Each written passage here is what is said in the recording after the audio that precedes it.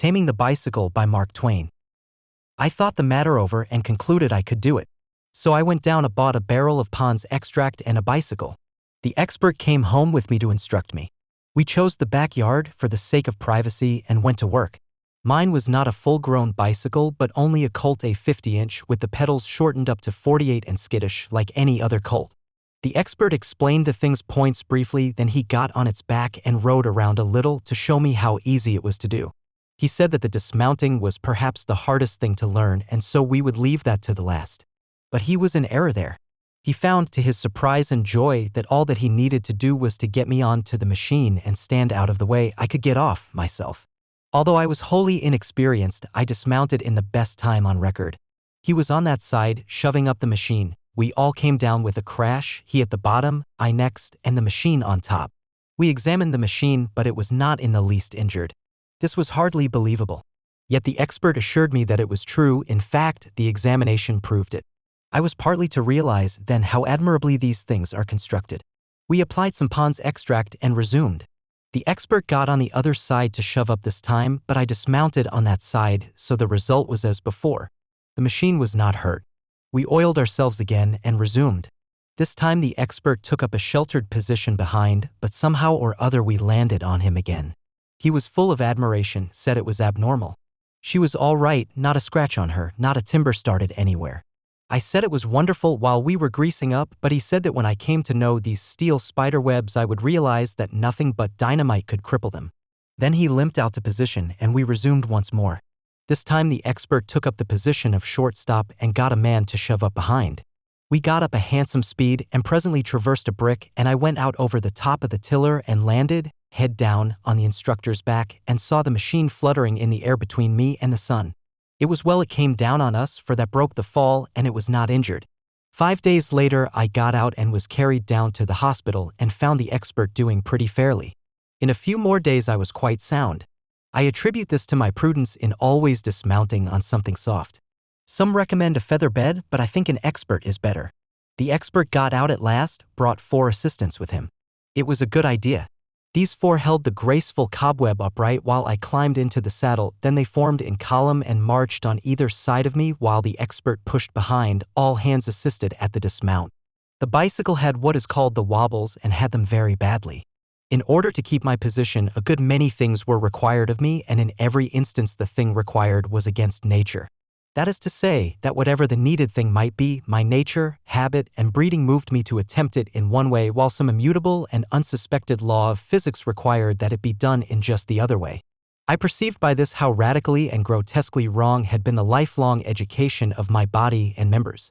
They were steeped in ignorance, they knew nothing which it could profit them to know.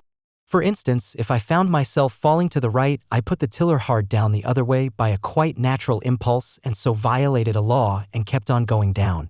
The law required the opposite thing. The big wheel must be turned in the direction in which you are falling. It is hard to believe this when you are told it. And not merely hard to believe it, but impossible. It is opposed to all your notions. And it is just as hard to do it after you do come to believe it. Believing it and knowing by the most convincing proof that it is true does not help it. You can't any more do it than you could before. You can neither force nor persuade yourself to do it at first. The intellect has to come to the front now.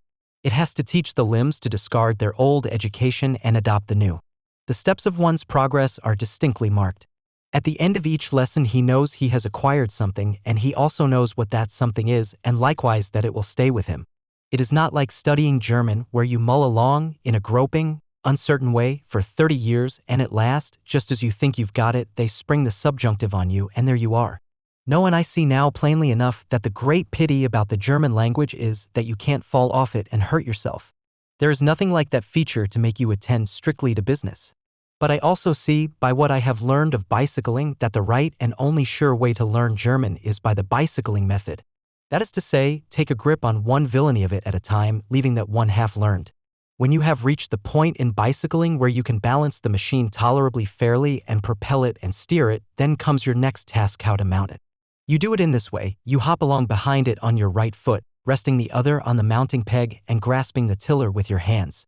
At the word, you rise on the peg, stiffen your left leg, hang your other one around in the air in a general indefinite way, lean your stomach against the rear of the saddle, and then fall off, maybe on one side, maybe on the other, but you fall off. You get up and do it again and once more and then several times. By this time you have learned to keep your balance and also to steer without wrenching the tiller out by the roots. I say tiller because it is a tiller, handlebar is a lamely descriptive phrase. So you steer along, straight ahead, a little while, then you rise forward with a steady strain, bringing your right leg and then your body into the saddle, catch your breath, fetch a violent hitch this way and then that, and down you go again. But you have ceased to mind the going down by this time. You are getting to light on one foot or the other with considerable certainty. 6 more attempts and 6 more falls make you perfect. You land in the saddle comfortably, next time, and stay there, that is, if you can be content to let your legs dangle and leave the pedals alone a while, but if you grab at once for the pedals, you are gone again. You soon learn to wait a little and perfect your balance before reaching for the pedals, then the mounting art is acquired, is complete, and a little practice will make it simple and easy to you, though spectators ought to keep off a rod or two to one side along at first, if you have nothing against them. And now you come to the voluntary dismount. You learn the other kind first of all. It is quite easy to tell one how to do the voluntary dismount. The words are few, the requirement simple, and apparently undifficult. Let your left pedal go down till your left leg is nearly straight, turn your wheel to the left, and get off as you would from a horse. It certainly does sound exceedingly easy, but it isn't. I don't know why it isn't, but it isn't. Try as you may, you don't get down as you would from a horse, you get down as you would from a house afire. You make a spectacle of yourself every time. During the 8 days I took a daily lesson an hour and a half. At the end of this 12 working hours apprenticeship I was graduated in the rough. I was pronounced competent to paddle my own bicycle without outside help. It seems incredible, this celerity of acquirement. It takes considerably longer than that to learn horseback riding in the rough. Now it is true that I could have learned without a teacher, but it would have been risky for me because of my natural clumsiness. The self-taught man seldom knows anything accurately, and he does not know a tenth as much as he could have known if he had worked under teachers, and, besides, he brags and is the means of fooling other thoughtless people into going and doing as he himself has done. There are those who imagine that the unlucky accidents of life's experiences are in some way useful to us. I wish I could find out how. I never knew one of them to happen twice. They always change off and swap around and catch you on your inexperienced side. If personal experience can be worth anything as an education, it wouldn't seem likely that you could trip Methuselah. And yet if that old person could come back here, it is more than likely that one of the first things he would do would be to take hold of one of these electric wires and tie himself all up in a knot. Now the sure thing and the wiser thing would be for him to ask somebody whether it was a good thing to take hold of. But that would not suit him. He would be one of the self-taught kind that go by experience. He would want to examine for himself. And he would find, for his instruction, that the coiled patriarch shuns the electric wire, and it would be useful to him, too, and would leave his education in quite a complete and rounded-out condition till he should come again, some day, and go to bouncing a dynamite in a round to find out what was in it. But we wander from the point. However, get a teacher, it saves much time and Pond's extract. Before taking final leave of me, my instructor inquired concerning my physical strength, and I was able to inform him that I hadn't any. He said that that was a defect which would make uphill wheeling pretty difficult for me at first, but he also said the bicycle would soon remove it. The contrast between his muscles and mine was quite marked. He wanted to test mine, so I offered my biceps, which was my best. It almost made him smile. He said, "It is pulpy and soft and yielding and rounded, it evades pressure and glides from under the fingers. In the dark a body might think it was an oyster in a rag." Perhaps this made me look grieved, for he added briskly, "Oh, that's all right, you needn't worry about that. In a little while you can't tell it from a petrified kidney. Just go right along with your practice, you're all right." Then he left me and I started out alone to seek adventures. You don't really have to seek them, that is nothing but a phrase, they come to you. I chose a reposeful Sabbath day sort of a back street which was about 30 yards wide between the curbstones. I knew it was not wide enough, still, I thought that by keeping strict watch and wasting no space unnecessarily I could crowd through. Of course I had trouble mounting the machine, entirely on my own responsibility, with no encouraging moral support from the outside, no sympathetic instructor to say, "Good. Now you're doing well, good again, don't hurry there, now, you're all right, brace up, go ahead." In place of this I had some other support. This was a boy who was perched on a gate post munching a hunk of maple sugar. He was full of interest and comment. The first time I failed and went down, he said that if he was me he would dress up in pillows, that's what he would do. The next time I went down he advised me to go and learn to ride a tricycle first. The third time I collapsed he said he didn't believe I could stay on a horse car. But the next time I succeeded and got clumsily underway in a weaving, tottering, uncertain fashion and occupying pretty much all of the street. My slow and lumbering gait filled the boy to the chin with scorn, and he sung out, but don't he rip along. Then he got down from his post and loafed along the sidewalk, still observing and occasionally commenting. Presently he dropped into my wake and followed along behind. A little girl passed by, balancing a washboard on her head, and giggled and seemed about to make a remark, but the boy said, rebukingly, "Let him alone, he's going to a funeral."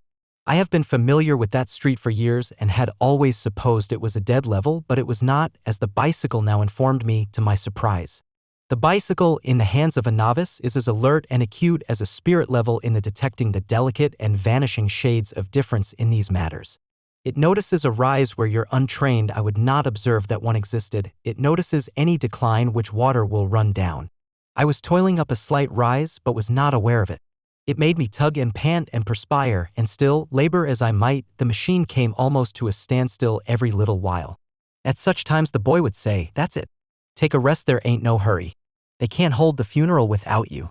Stones were a bother to me. Even the smallest ones gave me a panic when I went over them. I could hit any kind of a stone, no matter how small, if I tried to miss it, and of course at first I couldn't help trying to do that. It is but natural. It is part of the ass that is put in us all, for some inscrutable reason. It was at the end of my course at last, and it was necessary for me to round to. This is not a pleasant thing when you undertake it for the first time on your own responsibility, and neither is it likely to succeed.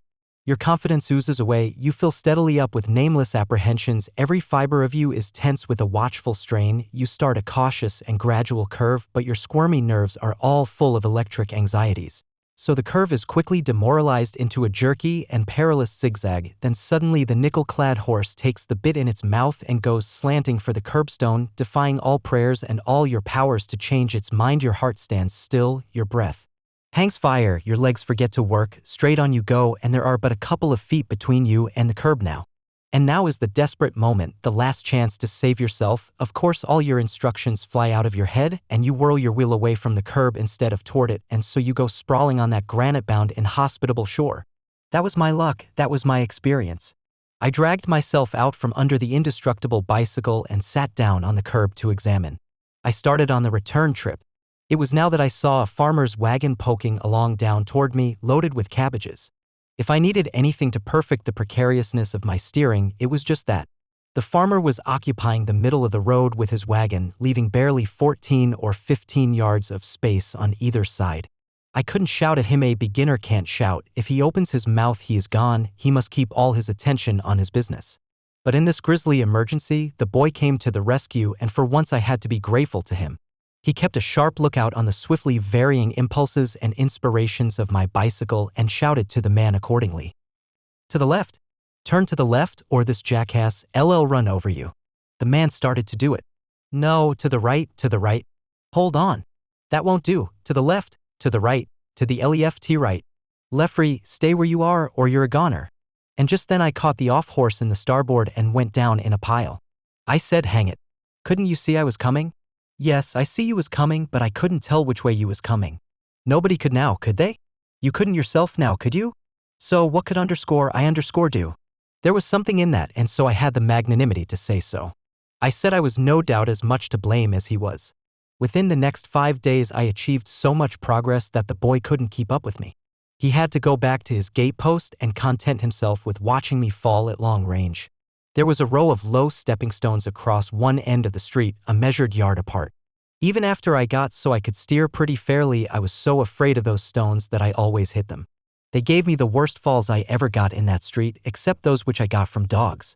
I have seen it stated that no expert is quick enough to run over a dog, that a dog is always able to skip out of his way. I think that may be true, but I think that the reason he couldn't run over the dog was because he was trying to. I did not try to run over any dog, but I ran over every dog that came along. I think it makes a great deal of difference. If you try to run over the dog, he knows how to calculate, but if you are trying to miss him, he does not know how to calculate and is liable to jump the wrong way every time. It was always so in my experience. Even when I could not hit a wagon, I could hit a dog that came to see me practice. They all liked to see me practice, and they all came, for there was very little going on in our neighborhood to entertain a dog. It took time to learn to miss a dog, but I achieved even that. I can steer as well as I want to now, and I will catch that boy one of these days and run over him if he doesn't reform. Get a bicycle. You will not regret it if you live.